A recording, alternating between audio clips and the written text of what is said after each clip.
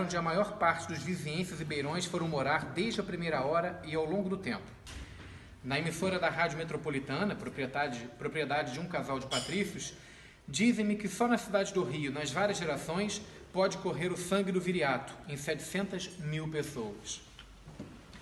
A Vila da Penha, como por vezes lhe chamam, também tem história, e muito, mas muito antiga. O significado de penha é pedra, e não é por acaso esta ligação. São pedras de um rio que por ali passava e que se chamava Irajá. A história remonta ao tempo das descobertas e colonização. Por esse rio acima iam os barcos dos colonizadores e era frequente terem que combater os índios, esses que eram os verdadeiros senhores daquelas terras. Foi então que os índios se lembraram de mover as pedras do rio, ali mesmo onde hoje é a penha, impedindo que os barcos o subissem a partir dali. Formaram verdadeiras barreiras com essas pedras. Os portugueses teriam assim que ir a pé e tornavam-se uns alvos mais fáceis a bater. Os barcos acabaram por ter que parar por ali e assim nasceu um porto para as embarcações. Depois do porto, apareceram as casas, os pomares, as hortas. Em 1600, a Vila da Penha já estava cheia de gente de Viseu.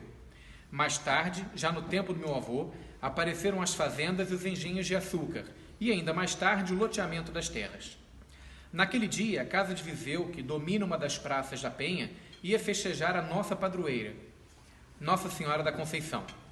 Os festejos começaram com uma procissão de 3 andores, o da padroeira, a Senhora da Aparecida e São Sebastião. E por que aqueles dois? A Senhora da Aparecida, também conhecida como Nossa Senhora da Conceição Aparecida, a padroeira do Brasil.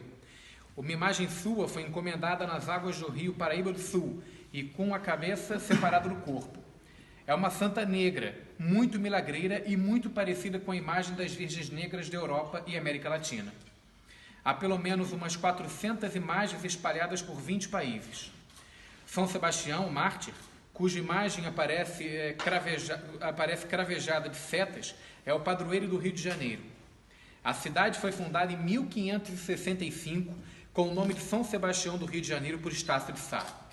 A Casa de Viseu junta assim, nesta procissão da padroeira de Portugal, os seus 2 compadres, a Aparecida do Brasil e o São Sebastião do Rio.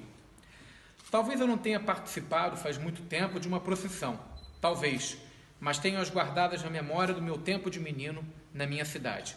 Sobretudo uma dessas procissões, a do Senhor dos Passos, na Semana Santa. Faz já muitos anos, meio século. Mas ali no Rio eu viajei no tempo, nessas memórias, e lembrei-me das procissões. A cruz na frente, as irmandades com as suas capas e eu vestido da confraria do Grão Vasco. Os andores, a banda de música, os fiéis. Afinal, as memórias não eram só visuais. Foi também a música daquela banda que tocava igual. Foi aí que senti um arrepio, e ainda não estava refeito desta emoção. Logo o presidente da Casa de Viseu, o Alcídio, arregaçou as mangas da camisa e disse-me: "Olha, vê como ficou todo arrepiado com esta música?" Quem não fica arrepiado?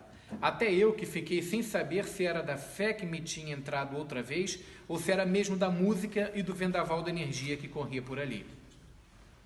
A procissão deu os primeiros passos. Comprida, não se adivinhava o fim, mas sem pressa. A procissão navega pelas ruas do bairro da Penha, com gente nos passeios, tal como cá. Quando olhei para as casas, todas feitas por gente de Viseu, havia colchas coloridas nas varandas e janelas, tal como eu me lembrava, tal qual como bandeiras. É de arrepiar, como dizia o Alcídio e como se adivinhava na cara do cardão, esse alto como um pau nu de uma bandeira. Lentamente e sem pressa, no bairro que dizem ser o mais perigoso da cidade e que agora era um lugar santo e de paz. No regresso à Casa de Viseu, das janelas da casa, são lançadas pétalas de flores, de rosas. Lá pelo meio reparo numas pétalas mais vermelhas. Lá vão as minhas rosas, digo eu. Num enorme ginásio interior há um altar e os 3 andores alinhados na sua frente. Muitas centenas de pessoas, as gentes do viriato. Foi uma missa solene. No final, bem purificados da alma, e num outro grande salão acontece o almoço para purificar o corpo. Não podia faltar o bacalhau. Foi tudo uma viagem no tempo. Os ranchos folclóricos, mais novos e mais velhos.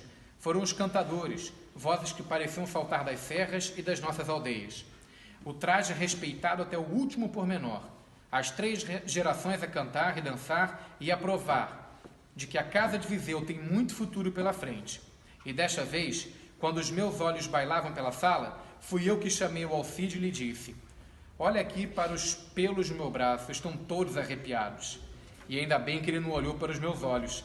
A tarde ia chegando ao fim. Desfazia-se a rede e o novelo para se voltarem a juntar no fim de semana seguinte, mesmo sem padroeira. O Cardão levou-me a casa, com ar feliz, cheio de música, e ia cantar pelo caminho o Viseu Senhora da Beira.